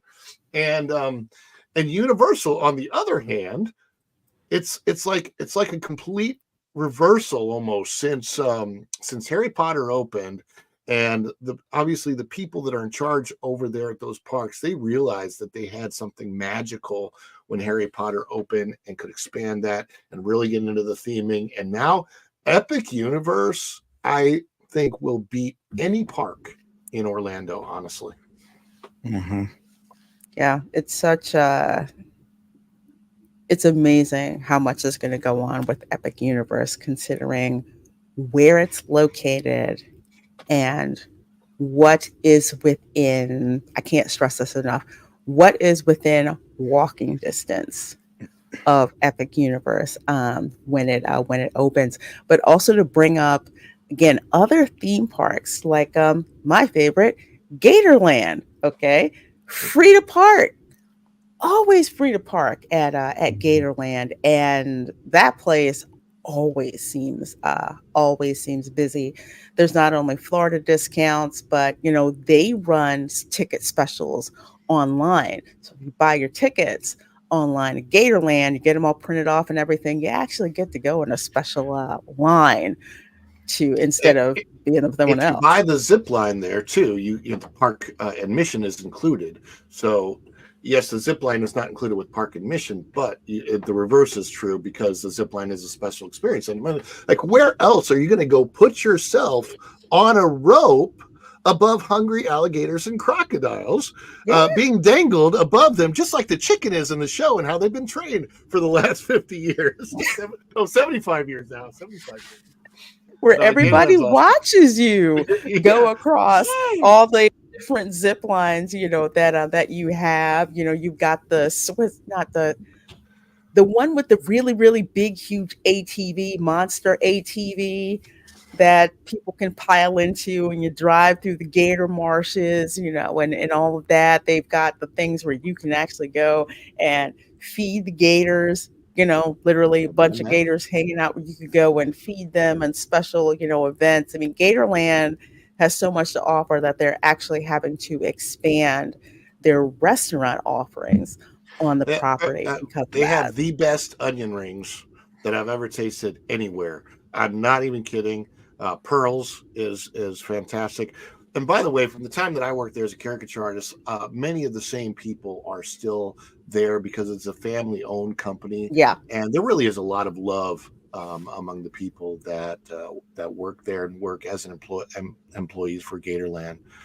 So it's an amazing place. I made some great friends there when I worked there, and I can walk actually to Gatorland. So. and it's great. And you can buy, not only can you buy gator tail, but there's a Target down the street. Along with the walking distance from the Target too, the other way. Yes. And important. Cracker Barrel. There's a Cracker Barrel. And the Cracker Barrel. Cannot forget about the Cracker Barrel. Barrel. Russ Sarah says Holiday World, Universal Orlando, Legoland Florida, SeaWorld Orlando, and Dollywood fan here. Rides and entertainment's better than Disney right now. Yeah, they have been really stepping up their game, because for them, Disney is a target. Like, I remember anytime that I would get a survey from Universal, they are constantly asking how their offerings compare to Disney, what they can do to outdo Disney. They actively do those things. So for me, it's not a surprise that these other parks, especially Dollywood, people are like, Dollywood, yeah, that's on the bucket list. And that's something that, maybe 10, 15 years ago, you wouldn't have even really heard of before. So these small parks are really getting to it. Even with was it Cedar Fair merged with Six Flags? Yes. Right? Yeah, that's a big one. Oh, And and Silver Dollar City in Branson, Missouri is a fantastic park too. Dollywood, it's a sister park to Dollywood, but a lot of people don't know this. When you purchase your entrance to Silver Dollar City, part of that entrance, if you want to participate, is a walking cave tour of Marvel Cave, which is phenomenal. You go inside that thing, there's a chamber inside the cave that is a natural chamber that they've blown up, I think, 3 or 5 hot air balloons inside the chamber. I think it's as tall as the Empire State Building, that chamber. It's crazy. Going back to Mama Source's question, how far are the new hotels from the old Universal? It's about 6.7 miles, something like that. Yeah, it's like 6 miles. So, yeah, it's I would say if there's no traffic, you can actually get there in about like maybe like 10 minutes. If there's a lot of traffic, possibly closer to 20, depending on how many people want to get there. And that's if you're driving. But if you stay at the new hotel and you're using the bus service, guess what? The bus is going to have their own route around the traffic. Yeah. So it's going to be interesting seeing how long it's going to take. I will say that it's definitely different than staying in the Disney bubble, where it seems to take 20 minutes to get from anywhere. Plus, remember, there's also Uber.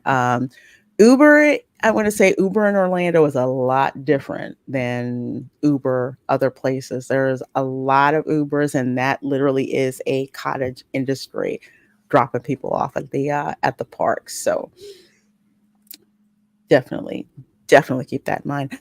Cherry Rose says, what law enforcement covers Universal? I think one of you guys answered that in the chat, but Orlando OPD covers Universal. So you will see a lot of OPD on bicycles. There's also several that are undercover as well. Always. That are there, and they let you know up front any weapons will be confiscated. So yeah, any weapons, any drugs, any alcohol going into Universal, they don't let you bring it in. They're very, very, very careful about security screenings at all the parks here, and they're very good at that. And the Orange County Police have a very strong presence at all the parks. Very nice. You can talk to them. They're really nice people to talk to. If they have a dog, don't bother them, because that's something else. But yeah, the green uniforms, they're always there. I love our police department. At least at the parks, they do a great job. Downtown is a whole different story, but we won't talk about that. yeah, we won't do that. Won't do that. Orange County Sheriff's Department, yes, they do a lot, and they're usually around Raglan Road a lot, but that's another story for a different time. Jan Monroe says Publix is a grocery store. It's cheaper to buy room snacks at the store than eating at the hotel. I got a point to make about this. There's a wonderful thing that Publix has. Delivery, powered by Instacart. Okay. You can literally, Game you changer. can get that app before you even get to Orlando, load up your shopping list, have that fulfilled, and have it brought to your hotel. Now, I know with Disney, because you get perishable stuff, they won't hold it at Bell Services, but when it's delivered, you just go down to the concierge desk, get your delivery, and bring it back up to your room. Trust me, people will be wondering how the heck you pulled that off. Disney used to do that. They don't do it anymore. Yeah, Because they don't. they got too much. But I mean, I was delivering. I did like 6 months as an Uber driver just to see how it would go in 2016, and also Amazon. I delivered a lot to Disney back then, and they would hold it in cold storage. They don't do that now. There's so much, like it's like the package delivery. You used to be able to buy things in the park at Disney, and if you're staying in a Disney hotel, that whatever you bought would end up in your room at the end of the night. They don't do that anymore. Yeah, and I think at one time they had stripped that particular service down to just being at the concierge level, and then they got rid of it at the concierge level, because at one time Universal, I don't know if they still do this now, where if you bought things, because this happened at the Royal Pacific, they actually delivered it to your room. I'm like, oh yeah, they'd stopped doing that at Disney. I think Stella Nova and Terra Luna was saying that they were going to include that as services as part of that hotel, where you can buy merch and have it shipped back to your room. Nice. So, I thought that's where I read that, but I can't It wait makes for that. sense. It makes sense. The other thing at Disney, like none of the hotels except I believe the Grand Floridian has brought it back, but as far as I know, outside of the Grand Floridian, none of the Disney resorts have room service anymore. What? Yeah, Do you just have room Really? yeah, actual room service. That's a typical thing in most hotels that have restaurants. From the last that I heard, the only resort that they brought that back to was Grand Floridian. I know. So- Yeah. if I'm not mistaken, they do have room service now again, but it's infrequent. So it used to be like daily, right? And now I think it might change for the various categories of rooms. So obviously value, moderate, deluxe. But I think deluxe is like every other day. And from there, it gets less and less and less. I know. It's not. It's not the Disney service that it was just pre-pandemic. That's all. the white glove treatment. Yeah. I mean, What is I can't even imagine being like the only people they cater to are Club 33. I love being at the Polynesian, and yeah, I had room service at the Grand Floridian. That was pretty cool. But I loved when I was willing to pay for it. The prices were better when I had a room at the Polynesian, and it was a lagoon room, and I would get room service delivered just in time to watch the fireworks. I'm like, that was. You used to be able to get an Ohana meal at your room at Polynesian. Yes. For folks who don't know, man, God, there used to be some good stuff. Kiss My Grits, thank you for the $4.99 super chat, my dear. So appreciate it so very much. It says, panel, which two countries would you like to see added to World Showcase? I'd like Brazil and Australia, inclusive of a restaurant called Joanna's Eggs. Well, I'm not familiar with Joanna's Eggs in that restaurant, Neither but am I. Brazil and Australia, yeah, definitely. Actually, I replied to Kiss My Grits in the chat there, but those are actually the two I would like to see as well. So I was like, are you reading my mind? What's going on here? But yeah, those are two countries that I think would be great to add to the World Showcase if they were going to add some more. Brazil has been in the works for so long.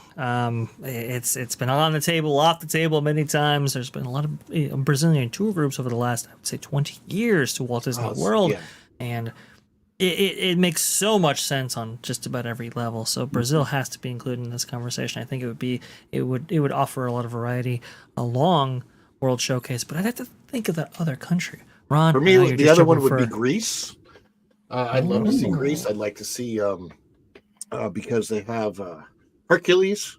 You could do a Hercules thing with Greece. It would be it's a different country than anything else that is in there. I've often, every time I walk past the what is it, Lorena? The African section that you have to walk, the outpost.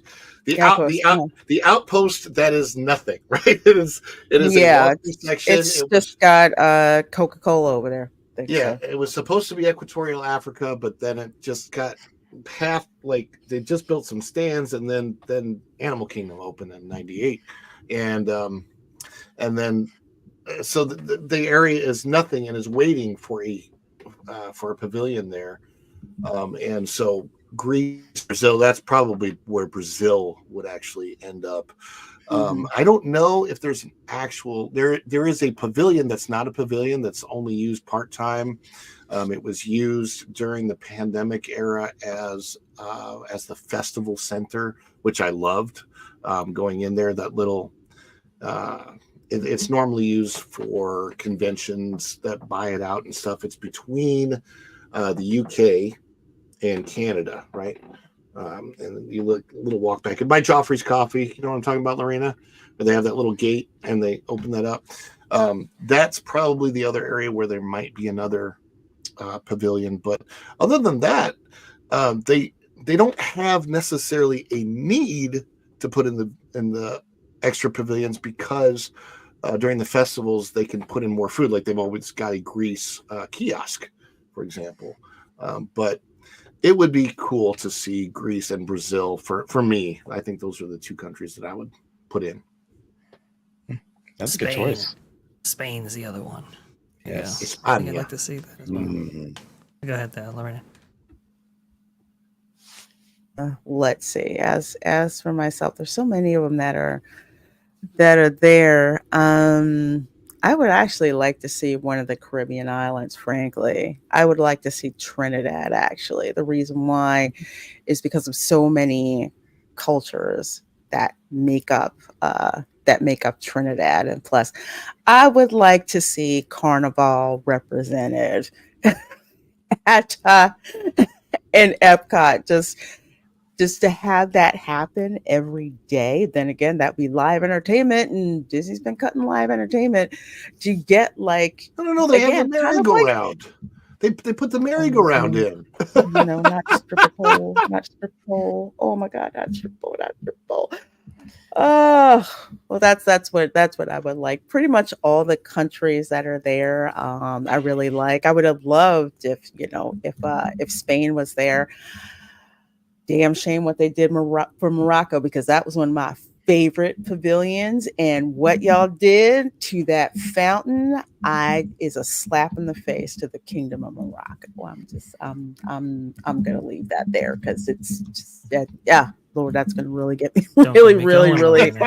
Don't get me going. Ooh, that is up there. You get Chex Mix there now if you're a pass holder. What? The fact that they closed. First, they dumbed down my favorite restaurant in the Morocco Pavilion, and then they made the food tasteless and got rid of the spice, and now they got rid of it entirely for a lounge with Chex Mix. How long did they make you wait, Ron, to get it? I never got in. I didn't get in the first day. I've been back twice since then. I got pictures with the genie and stuff, and then I didn't have to wait. But I was joking. I was thinking, if I grab 100 bags of the Chex Mix, that'll pay for like a month of my pass. Oh my gosh! I really want to look at this first before we get to some of the day and date questions that you guys have. OCDD, hello, has been a member for 3 months, went 4 days without clean sheets at music in Jan 22. Yeah, Disney, I remember I called it mousekeeping. And I remember any time that I would go, because I had family who were hotel housekeepers, we'd always make up like these tip envelopes and like thank you, and we put stickers on them and money in them, and we leave them, like every day. We were getting housekeeping every day. I don't know if you guys remember, but if you didn't, like if you had the do not disturb sign on, if you didn't request that your room got serviced like around 3:00 or so, you would get a call from the head of housekeeping, like, just wanted to make sure everything okay. Do you need housekeeping or not? If you don't, is there anything that you need? Do you need extra towels? Do you need extra toilet paper? And they're like, we'll just leave it, on the door. And it would be like a little, care present that they would put on your door for housekeeping. But now I'm like, that's ridiculous how much you pay. And I understand for the pandemic that did happen because it happened at Universal as well. But to go Every that hotel chain long, suffered from labor yeah, issues. So. yeah. But this one, it's like for 4 days, and then Well, no, that's it's everywhere now ridiculous. because I was just in Vegas last week and we were staying at a resort, and it was like if you didn't stay there for at least 4 or 5 days, they were not coming to your room to clean it or do anything like that, and then they'd only do it once a week, basically, or every 4 or 5 days. And so it's unfortunate that we don't get that service anymore. I get it. I know that someone had mentioned, OCD PD93 also said that they weren't doing a very good job or weren't very thorough, and that was the case with some hotels for sure, where they were, but at least you got some sort of service every single day, which is nice. But yeah, it's pretty much since just before the pandemic, it's been gone. So the prior chat that you had up there for, you had to have your room checked every day. That was in response to, well, we can't really talk about it on YouTube, but there was an incident in Vegas involving, what was it? Was it the Mirage? I think it was a Mirage. Yeah. Yeah. Yes. You can look that up on your spare time. But after that, Yeah. Disney was like, we are going to get ahead of this. And they've still maintained those policies company-wide, that they have to be able to access your room. Whether you want them to or not, doesn't matter. They have to be able to access the room once a day. I believe at like 1 or 2 p.m. or so. Because of that. If I remember correctly, because I stayed at the Grand Floridian not too long after that policy got instituted, didn't have anyone come by my room, but they did have, these flyers that let you know that they may have to come into, your room to quote unquote check or whatever for safety. I didn't know they were doing it at Pop Century. I do know that they were doing it at the monorail resort. So yeah, they gave us notice, but I didn't really That makes a notice lot of it. Or sense. maybe they checked when I was gone. I don't know, but that's what I remember, because after what happened at the Mirage and then Disney said what they were doing, then I remembered, I was gonna have to stay there. Maybe that's why they bumped up my room class. I don't know. I don't know while I was there.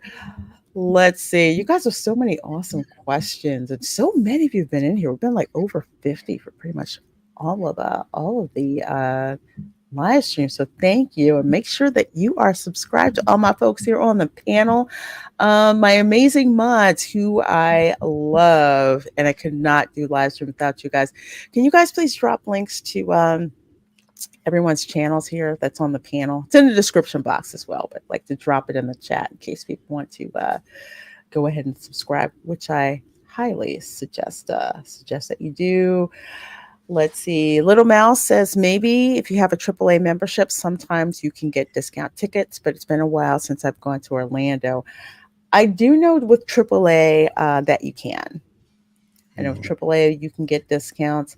Someone had mentioned about credit unions, check Amex. They offer discounts sometimes too.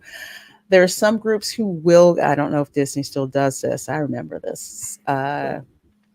Especially if you're a college student. I don't know if they do this anymore, but I know at UCF, we used to be able to get tickets to Disney World that were discounted for students, but they may have put the kibosh on that. But speaking of discounts, I'm going to throw this actually up here, because this site, when I tell you, I have used this site for Disney intelligence and planning and to save money. I have used mousesavers.com for, God, I'm dating myself, for over 20 years.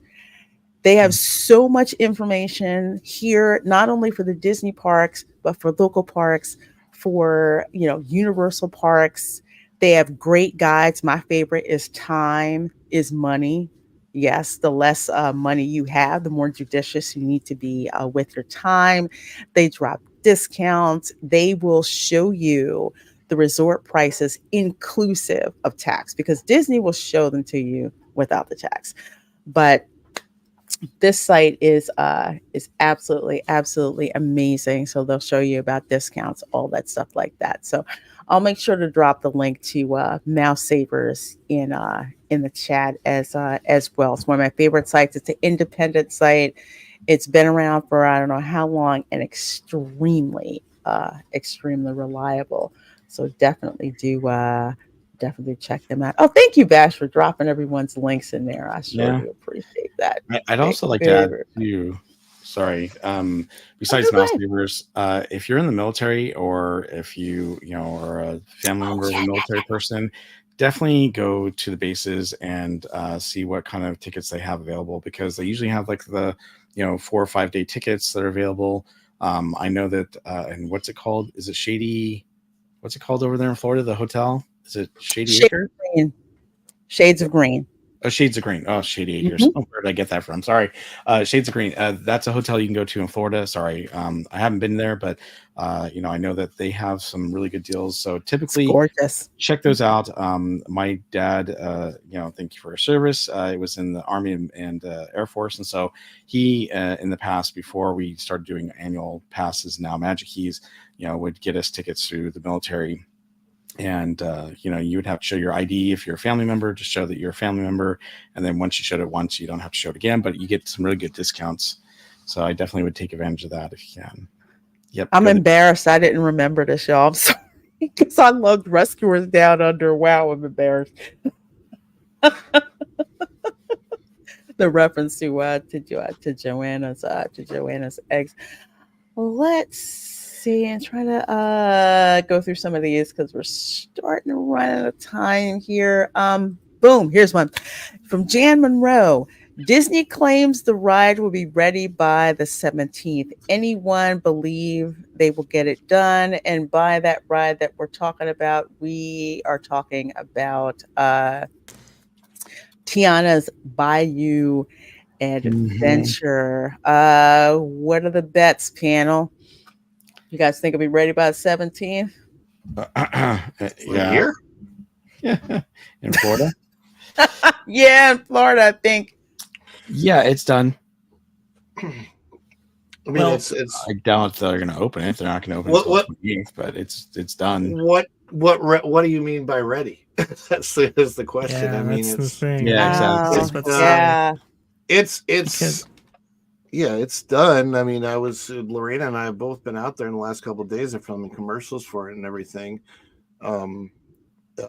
It's been interesting for me. When I was out there 2 days ago filming, my vlog just went up before this. I was talking to Jack from the DSNY newscast, a very popular Disney Pixie Dust channel, and there's nothing wrong with that. Drew, the Disney dude. A lot of people are very, very excited about this ride. I would have had a lot of excitement had it been its own thing, and had Tiana been. I don't know. To me, it's like, doesn't Tiana deserve better than sloppy seconds? I just feel like it's not going to be a horrible ride. It's just it's weird because a log flume in the Bayou of Louisiana that doesn't actually have any hills is misthemed from the get-go. The ride through itself looks like it's going to be okay. Did you watch it, Lorena? Did you watch the ride through video that Disney did? Yes. And is it my imagination, or is there a part where you as the rider turn into a frog? No, you turn into a firefly. Is that what it is? Okay. It was firefly. I didn't Firefly, quite understand. I mean, I know you were shrunk down, but I didn't quite understand. The story's convoluted, but for people that want a wet, splashy ride in the summertime, that's still what it is, and it's still the same ride track. And for people that just care about getting wet and having fun on a ride, it's perfectly fine. I think Disney did horrible marketing for it. I think they released first of all, 2020, they released the idea of this during the wake of the George Floyd riots, which Whose idea was that? And then after that, then they sat on it for 2 years with dead silence. It was just such a weird thing. So Yeah. they've to me, the biggest thing that they've done, well, I don't know, they made mistake after mistake after mistake with the attraction. The attraction itself, it is not a plus up for the ride, period. Might be a downgrade, might be even to some people, it's not a plus up. And that's not something that the Disney as a company should ever do. They should not ever destroy an old ride and not at least plus it up with something new. You could argue that Frozen was a plus up to Maelstrom. It's a tough one. I don't know. I just think that they don't need to be doing things the way that they're doing. Will it be ready? It'll be ready as it's going to get. That's all I can say. It'll be well, it's ready. How it performs with loads of guests remains to be seen. I did see that ride through, and frankly, it looks like a great place to get a nap and a shower. Yep. When I look at it, it's like story wise, I'm like, what story? I'm like, what story? What? It's just like, what story do we have? Going on here. That's happening, and then you see parts where there's like really abrupt screens breaking in to the experience. It doesn't, to me, it does not look like Disney. And I wouldn't even insult it by saying that it's Six Flags level, because I've seen some Six Flags attractions that better. Ooh, wow. There's a portion of it that's just a remake of Navi River Cruise. I don't know if you noticed that. Exactly. That's exactly what I was thinking of. A stretch of the Navi River journey. It snaps. I have to The see Navi the River POV. journey has a better story. I mean, the Navi River journey has an excellent story. Much better like ambience. Barry sent it to me this morning. I still have to see it, but that laughing place scene, that does not look good. Or the laughing place. Go ahead. I feel bad. My heart. I feel bad that somebody put a Grammy Award winner, right? Put his time and effort into writing the song. 6 songs that were all supposed to be the original songs for the ride. 5 of them got axed, and that's the one that they picked. The super spot. By the way, you can sue them. They sue them because the Spice Lounge they stole your song, right? But no, it's like I'm listening to it. And I'm like, this is not Laughing Place. It's not Zippity Doo Dah. It's not the. I don't. What do you think of Special Spice, by the way, Lorena? Special Spice, and by the end, it's the Special Spice was inside you. Spoiler alert! All the time. Mm-hmm. It's Scary Spice from the Spice Girls. It's so bad. As a Spice Girls fan, I'm offended.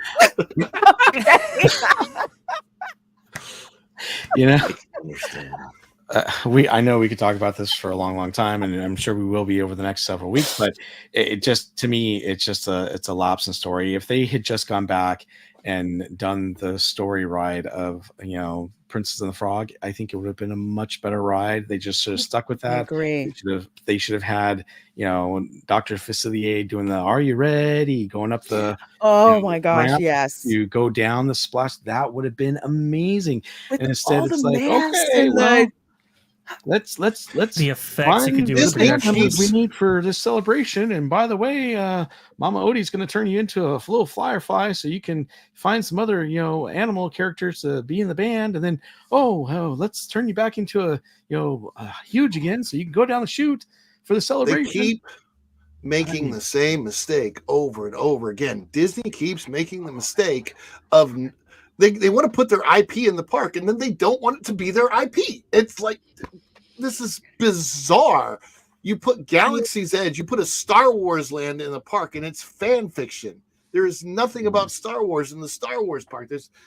When you go to Harry Potter Land, when you go to Diagon Alley, I mean, literally, when my wife walked in there the first time we were looking around, she goes, was it filmed here? Like she thought she was on the movie set. It feels you feel like you're in the movie. That is what fans want. Fans do not want to feel like their friend wrote them a story about Star Wars and now they're going to that fake place. And like, I'm not saying put it on Hoth and make it freezing. That would have been interesting. But like, they could have easily done. It's so close to Tatooine that they might as well have made it Tatooine. If they didn't want to make it Mos Eisley or Mos Espa, make it Mos something else. I don't know, but put it somewhere where the fans have seen in a movie. Now, the other mistake they made, obviously, with Galaxy's Edge is they put it in the wrong time period because Disney thought, oh, everything we touch just turns to gold, and these 3 sequel movies are going to be excellent, and everyone's going to love Rey and love Kylo. They were even so arrogant as to make the first line in the first movie of that trilogy, oh, we're going to fix things of the past, and no, you're not. You're going to break them worse than they've ever been. I'm mad I did not get my that crazy bar.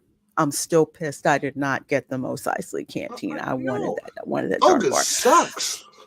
It does. It does. It's like the worst dive bar ever. Although I love the bartenders, but hey, it ain't all that. One of the bartenders is a good friend of mine. The bartenders are fantastic, but how could you can't have like 5 or 10 different actors in there that actually look like aliens?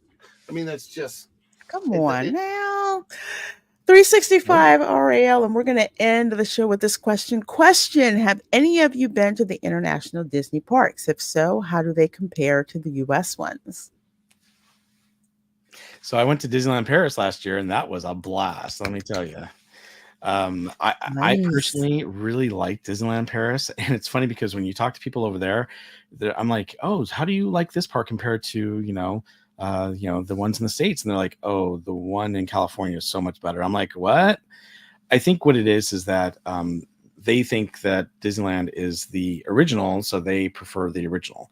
I really like Disneyland Paris for a couple of reasons. One, I think that Tony Depp Baxter and the other Imagineers did a great job of imagining that land, and the Haunted Mansion ride, which is called Phantom Manor, is my favorite version of the Haunted Mansion, and they explain more. Even with the Hollywood Tower of Terror for Twilight Zone Tower of Terror, you've got more of the storyline that you learn about than you have at some of the other Disney parks. Also, Phantom Manor is in Frontierland. Big Thunder Mountain is on an island, which is really, really cool. You go under the water to go up on the island. So there's a lot of cool things about the parks. They have an Indiana Jones ride that's a roller coaster that goes upside down, which is cool. You've got the Walt Disney Studios, which they're changing the name to that to, what are they calling it now, Vash? It's called World. No, what are they calling it again?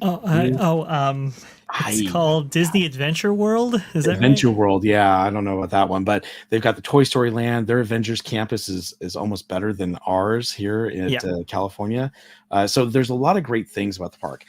Space Mountain goes upside down. It's like the rock and roll coaster, So other than that, I mean, don't get me wrong. I love Disneyland. I grew up in California. That's my OG park right there.